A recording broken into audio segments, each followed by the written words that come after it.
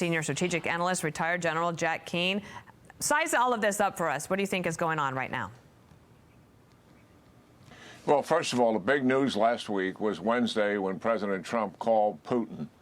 And the reason for it is to find out if Putin was really serious about negotiations. And, you know, because Putin, for months, as we've known, was not interested in any negotiations because in his mind, he's winning the war. So we got an answer. That answer was yes. Trump called Zelensky, told him that. And Zelensky's been told that he certainly is going to participate in these negotiations. Now, the fact that they're meeting tomorrow is really about trying to confirm, is Putin really serious about these negotiations? He said yes to the president. But we also know that Putin has some pretty unrealistic demands. Like, one, he doesn't want to deal with Zelensky. Two, he wants to have territory under his control that he doesn't even own. And three, he wants the Ukraine military to disarm. So those are not necessarily serious proposals for sure. And I think Senator Rubio, Steve Witkoff, and Mike Waltz want to test the water here. Is there really something of substance going on here? There's no doubt that Ukraine will have a seat at the negotiating table going forward if there are going to be real negotiations. Reuters also had this. Asked about the prospect of the Europeans being at the table, Kellogg said, "I'm from a school of realism. I think that's not going to happen." And so this would be like your NATO members. Good idea? Yeah, I think what we're looking at is the United States acting as an intermediary here. Obviously, Ukraine is a partner and an ally, and Russia is not. But the two principals are Ukraine and Russia. And you complicate it rather significantly by bringing the Europeans in. And there's still a sting remaining from the Minsk II deal that was negotiated in 2014, where the Europeans participated in that and kind of gave the farm away to Russia. And that sting is still out there. So I think the plan going forward makes a lot of sense.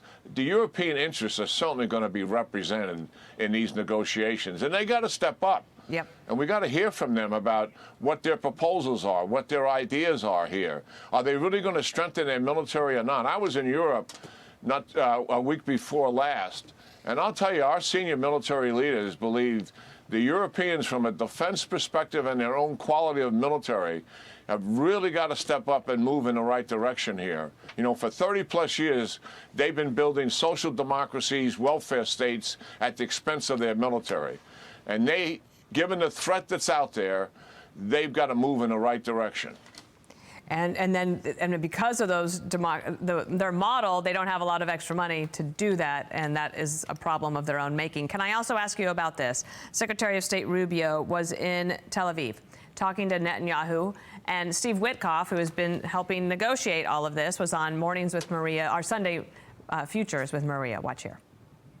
What I saw there was alarming. It's completely devastated. This affects, by the way, Phase 3, which is the theoretical reconstruction of Gaza. We're going to have to get to a reconstruction, but the devil will be in the details on the master plan, on how we examine everything subterranean, which has been blown up.